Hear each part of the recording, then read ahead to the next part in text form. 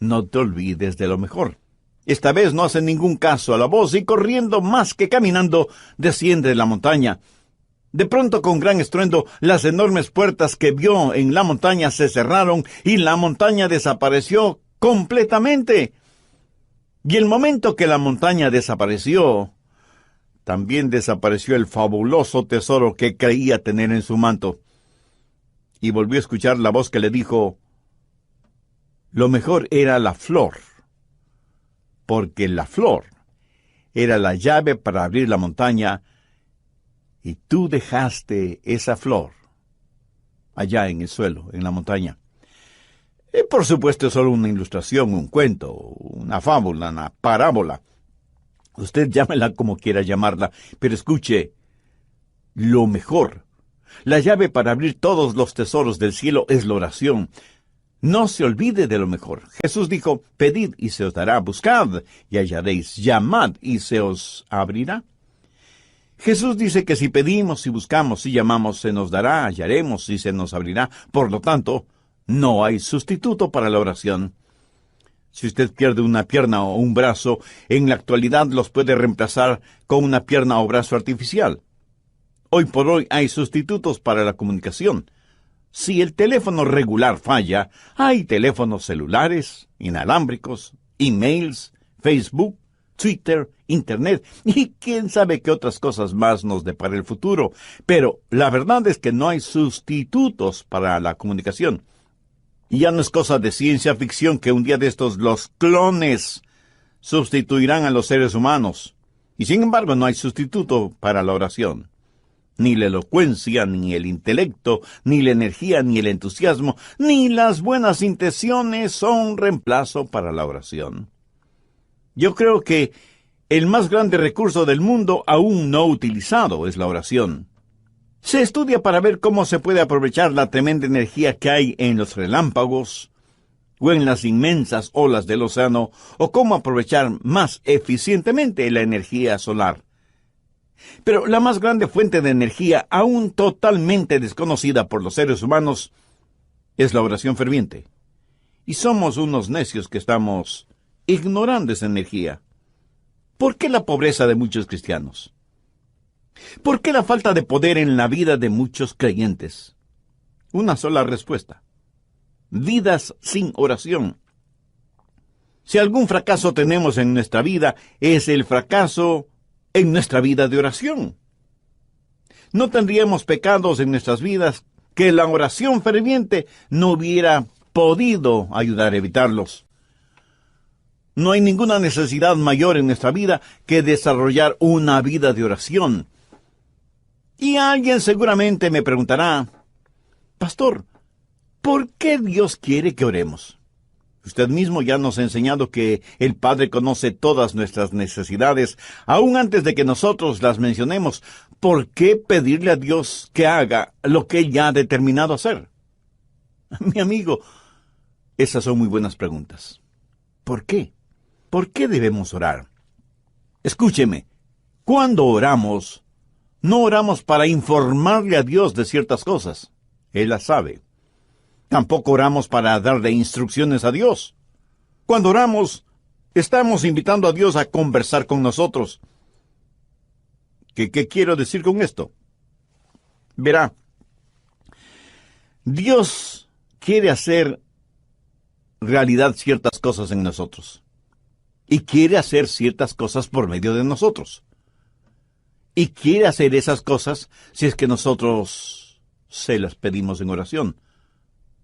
¿Por qué Dios nos pide que oremos? Primero, por un factor de compañerismo. Juan 15:7.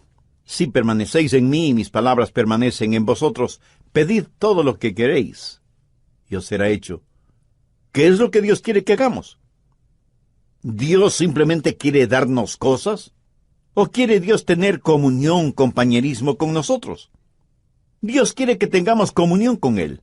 Por lo tanto, Dios dice que oremos porque por medio de la oración permanecemos en Él y Él en nosotros. Dios puede estar sin nosotros, pero nosotros no podemos estar sin Dios. Cuando usted ora y Dios contesta, usted habita en Él y Él en usted. Somos colaboradores de Dios. Pablo en 2 de Corintios 6:1 dice, así pues nosotros como colaboradores suyos. ¿Lo ve? Hay este factor de la comunión, del compañerismo, de la amistad. Segundo, el factor del desarrollo. No hay nada que pueda ayudarle a crecer como cristiano que la oración. Cuando permanece en el Señor Jesucristo y Él permanece en usted, crecerá espiritualmente en la misma proporción que la que ora. ¿Alguna vez se ha preguntado por qué Dios no contesta sus oraciones inmediatamente? Sencillamente porque Él quiere que usted crezca un poquito más cada día. José es un joven que está tratando de tener una cita con Rosita, así que le invita para que salgan juntos. Ella lo mira unos instantes y piensa, no tiene buenos modales, no es gentil, tiene mal aliento, no se viste adecuadamente, tiene las uñas sucias y sus zapatos están viejos y sucios. Así que Rosita le dice a José, no puedo salir contigo, estoy muy ocupada. Y entonces él piensa, ¿por qué no querrás salir conmigo? ¿Qué podrá hacer? Más tarde le pregunta a un buen amigo suyo, Raúl, quise tener una cita con Rosita, pero ella prácticamente me rechazó. ¿Tienes tú una idea de por qué? Y Raúl, como buen amigo, le dice, ¿quieres que sea completamente honesto con mi respuesta? Por supuesto que sí. Y Raúl, después de respirar profundamente, le dice, mira, José, tienes mal aliento. ¿Cómo que yo tengo mal aliento? No puede ser. José, estoy siendo honesto contigo.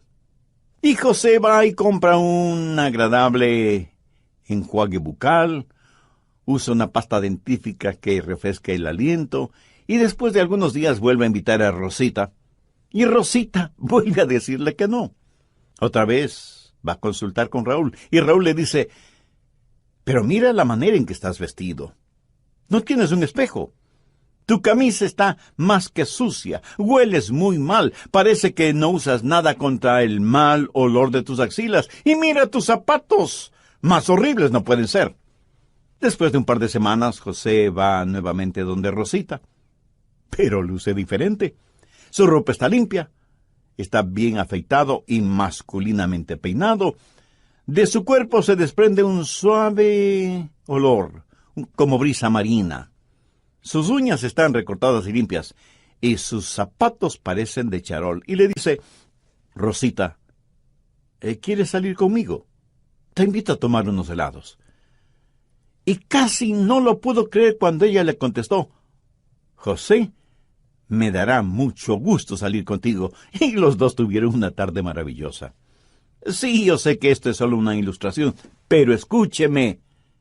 Algunas veces nos acercamos a Dios y simplemente le decimos, Dios, haz esto.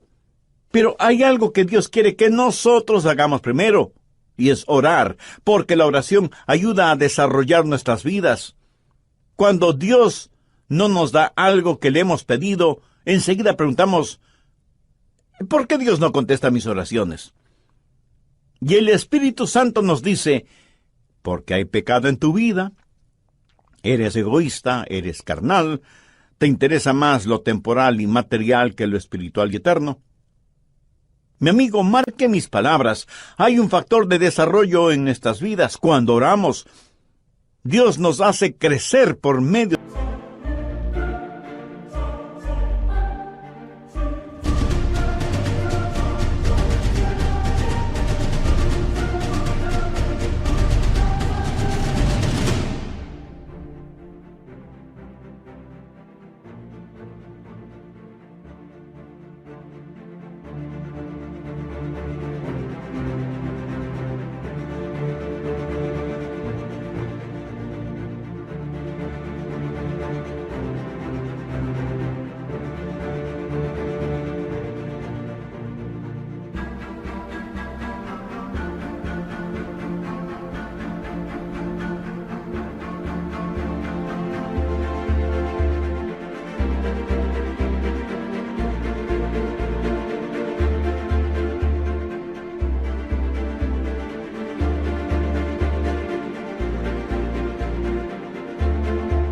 de la oración.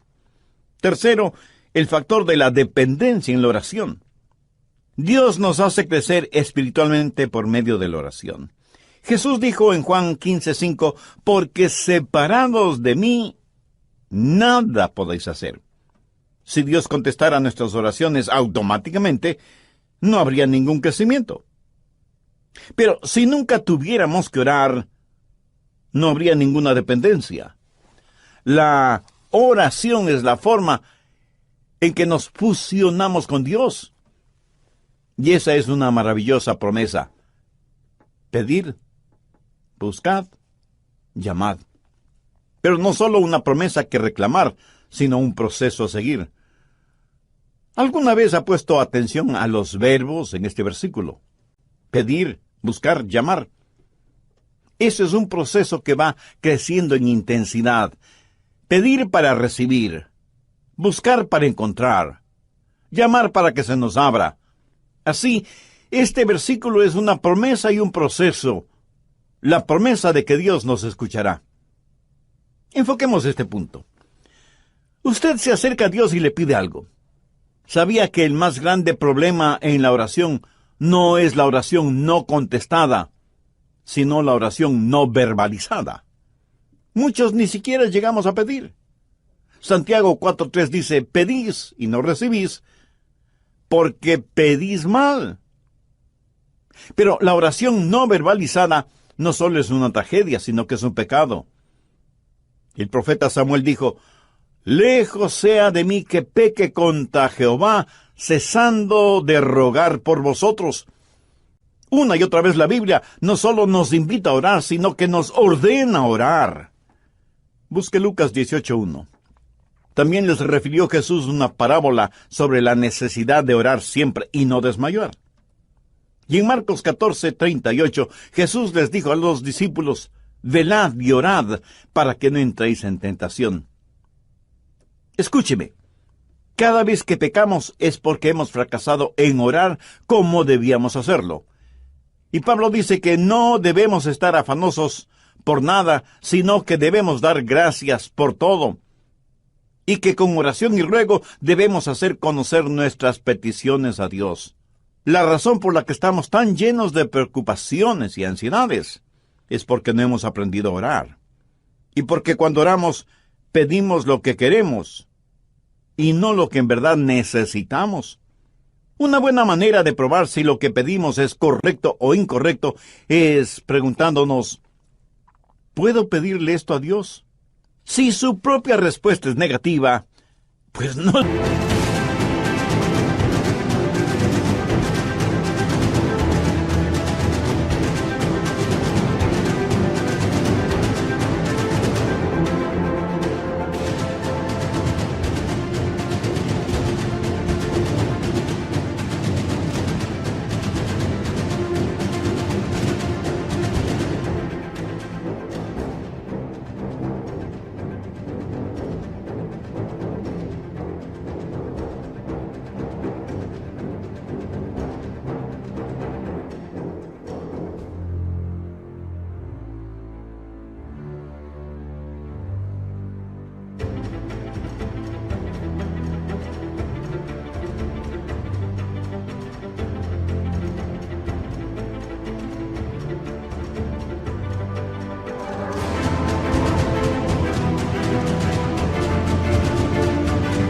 Se atreva a pedírselo a Dios.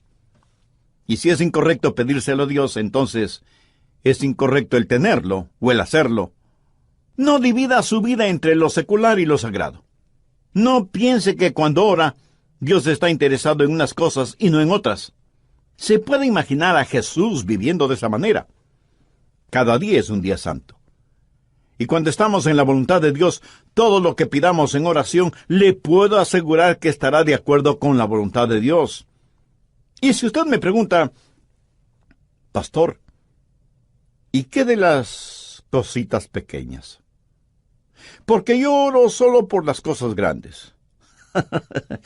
Mi amigo, ¿qué es pequeño o qué es grande delante de Dios? Debemos orar por todas las cosas. Sí, Ore por la salud de su cónyuge o sus hijos. Ore por su trabajo o su negocio. Pero ore también por el fin de semana o las vacaciones con su familia. Pastor, ¿qué si es que quiero las cosas equivocadas? ¿Debo orar por eso? Por supuesto que sí. Pero ore para que Dios le quite ese deseo que tiene por las cosas equivocadas. Dios no le contestará a menos que usted le pida. Y eso significa que usted expresa un deseo. Pero cuando usted busca, eso es una experiencia descubierta.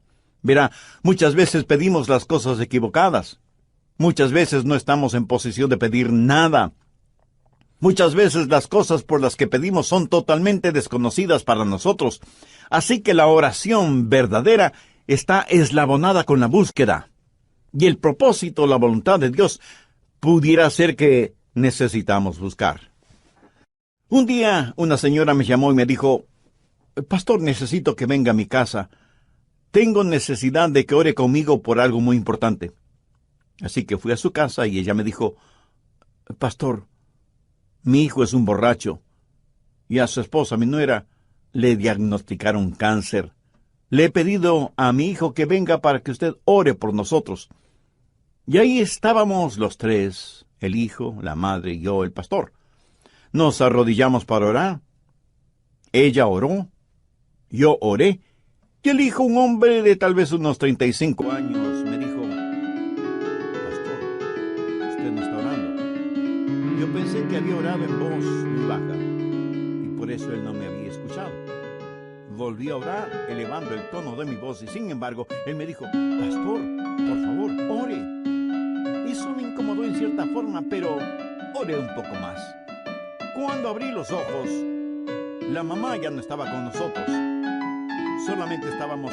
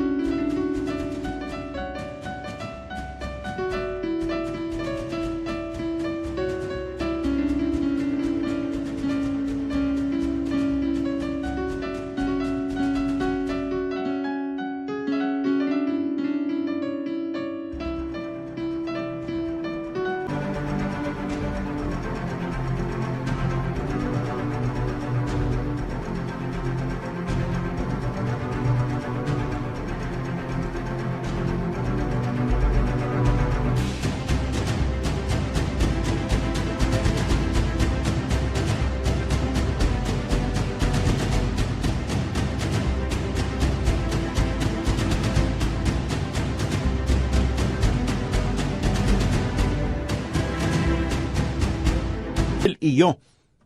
De pronto escuché ruidos en otro cuarto y fui hasta allá y encontré a la mamá de él totalmente extendida en el suelo con los brazos en cruz, orando intensamente, y escuché su oración. Era como si ella en su oración estuviera abriendo las puertas del cielo, llegando hasta el trono de Dios y ahí depositar la angustia de su corazón. Le escuché hacerle acuerdo a Dios de sus promesas, derramando su alma en favor de su hijo. Y me di cuenta de algo. Ese hombre durante su niñez y su juventud seguramente vio muchas veces orar a su madre de esa manera, orando intensamente, y por eso él me dijo, Pastor, usted no está orando. Ese día aprendí una importante lección acerca de la oración, lo que significa acercarse al trono de Dios en oración. Y eso, mi amigo, no solo es una oración que pide, sino una oración que busca. Pero no solo debemos pedir y buscar, sino que, como Jesús lo dijo, debemos llamar. Y con esa acción estamos expresando una determinación. El llamar significa que no nos detendremos hasta que obtengamos aquello que le pedimos a Dios, o hasta cuando Dios nos diga no.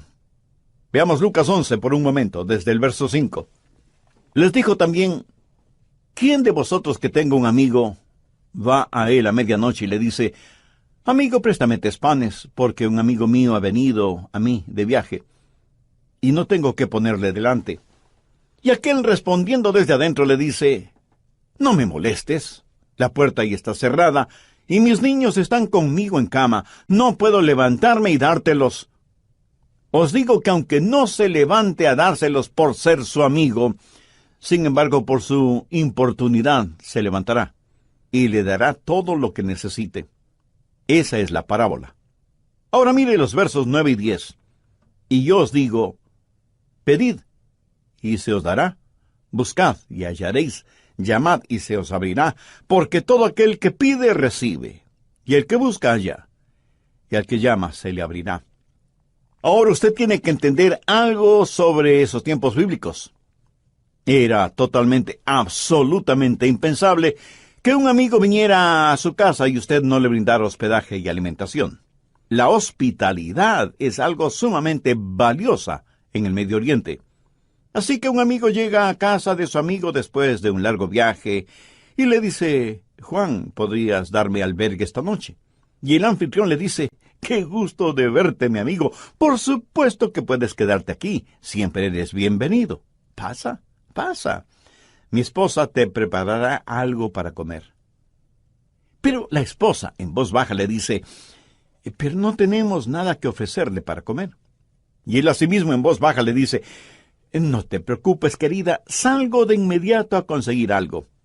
Y va donde su buen vecino Pedro, aunque ya casi es la medianoche.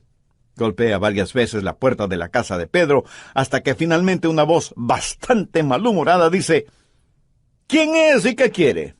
Pedro, soy Juan. Necesito que me prestes unos pocos panes. Por favor, no me molestes. ¿No sabes qué hora es? Pedro, necesito tu ayuda. Te digo que no me molestes. Ya estoy en la cama con mis hijos. Hagamos un paréntesis. Las casas en esos tiempos eran diferentes a nuestras casas en la actualidad. Por lo general, la parte de abajo, la que para nosotros sería el primer piso, era en verdad un establo. Por la noche ahí ponían a todos los animales para que el calor del cuerpo de todos esos animales abrigara la casa. Una especie de calefacción animal natural. Las familias vivían encima de ese establo y el espacio no era demasiado grande, por lo que todos dormían en un solo cuarto. Y cuando alguien se despertaba y se levantaba, pues despertaba todo el mundo.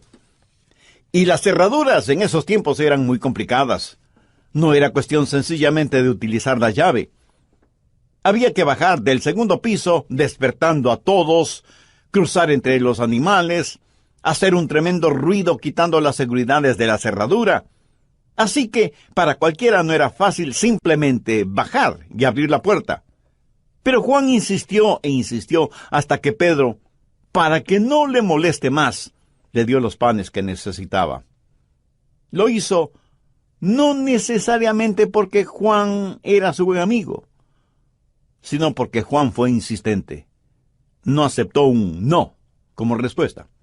Y de eso está hablando Jesús, de la persistencia en la oración. ¿Cuántos de nosotros oramos de esa manera? Note que en este versículo los verbos están en tiempo presente, lo cual significa manténganse pidiendo, manténganse buscando, manténganse llamando. La oración no es una carrera de velocidad, más bien es una larga maratón. En el Evangelio de Lucas capítulo 18, Jesús también habló acerca de una viuda que fue donde un juez injusto, buscando justicia. Este juez no tenía miedo de Dios ni de los hombres. Era un ateo, un juez ególatra. Y la viuda venía una y otra vez porque necesitaba hablar con el juez. Finalmente, el juez falló a favor de la viuda porque, como ese juez mismo lo dijo, no quiero que me agote la paciencia. Esta ilustración la utilizó Jesús para poner de relieve que si un juez injusto puede actuar de esa manera, ¿cómo un juez justo no va a escuchar nuestras oraciones? Dios no es como un juez injusto.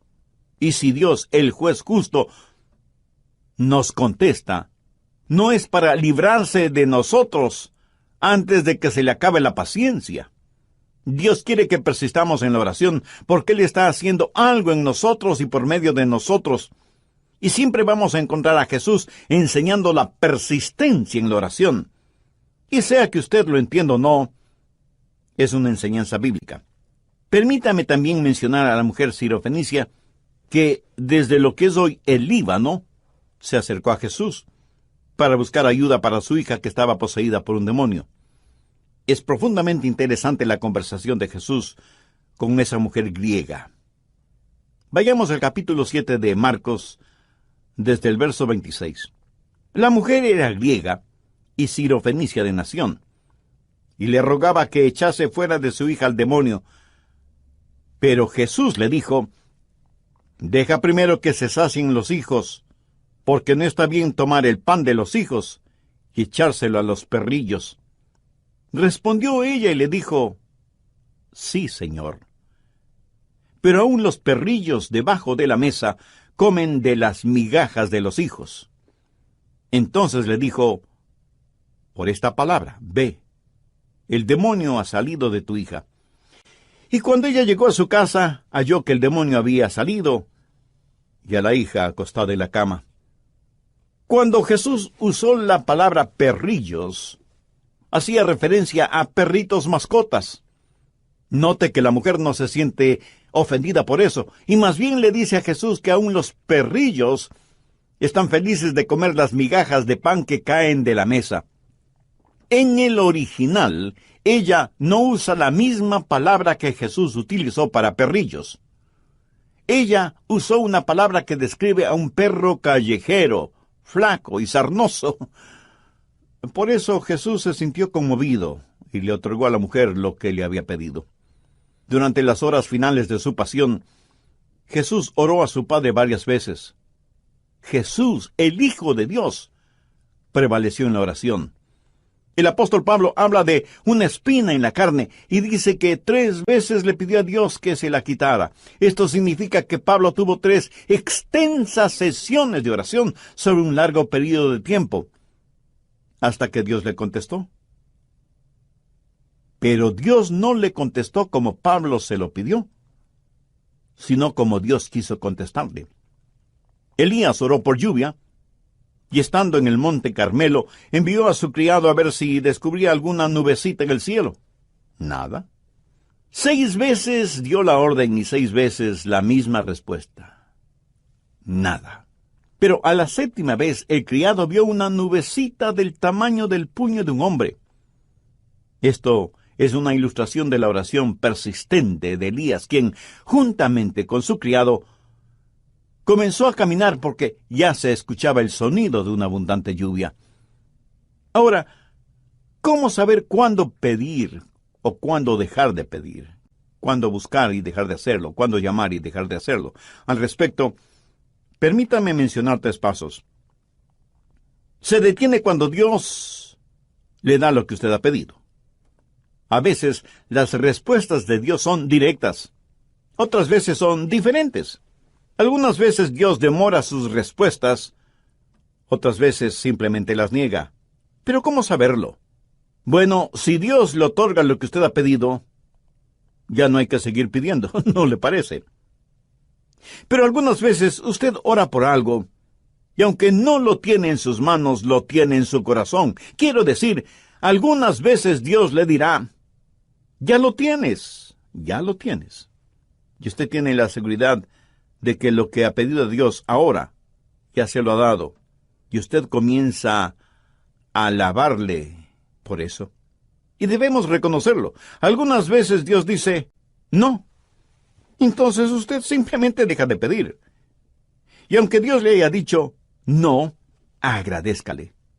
Porque Dios nos da solo cosas buenas.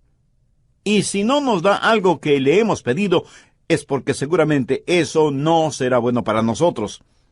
Pero usted se mantiene pidiendo hasta que Dios le diga sí, o espera, o definitivamente no. Entonces hay una promesa que reclamar, hay un proceso que seguir y hay una provisión que debemos gozar. Note que el Señor Jesucristo dice por qué y cómo contesta nuestras oraciones. Volvamos a Mateo 7, desde el verso 9, y veamos cómo el Señor ilustra esto. Jesús hace la pregunta: ¿qué hombre hay de vosotros que si su hijo le pide pan, le dará una piedra? O si le pide un pescado, le dará una serpiente. Pues si vosotros, siendo malos, sabéis dar buenas dádivas a vuestros hijos, ¿cuánto más vuestro Padre que está en los cielos dará buenas cosas a los que le pidan? Ahora, ¿cómo sé que Dios va a contestar la oración? Pues note lo que Jesús está diciendo. Es algo razonable y que va de acuerdo a nuestra naturaleza humana. Tome un hombre que no ha sido salvado, un hombre que no conoce a Dios. Si sus hijos le piden comida, no les dará comida.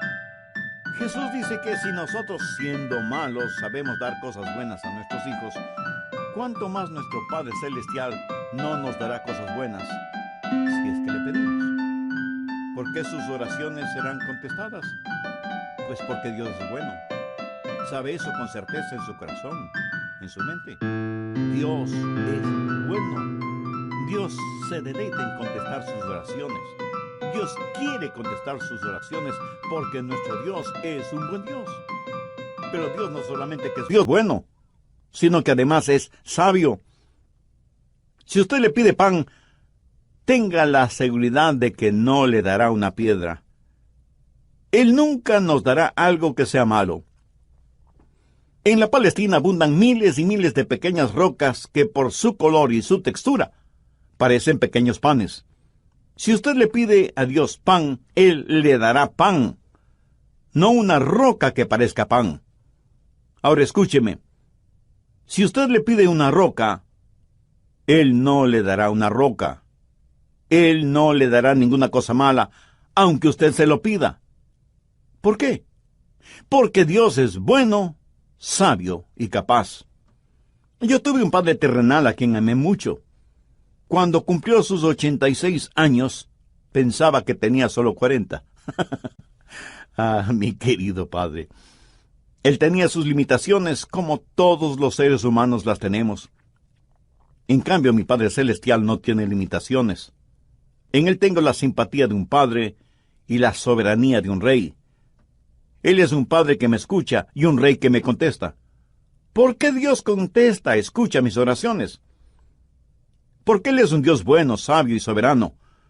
¡Qué poderoso Dios al que servimos! Nosotros somos unos necios si es que no aprendemos a orar. Jesús dijo que si pedimos se nos dará, si buscamos lo encontraremos, y si llamamos nos será abierto. La cosa más sabia que podemos hacer es aprender a orar. Es Dios su Padre Celestial. Aquí Jesús no está hablando a la gente perdida, está hablando a los salvados. Si el Señor Jesucristo aún no es su Salvador, significa que usted necesita ser salvo, y puede serlo ahora mismo, si ese es el deseo de su alma.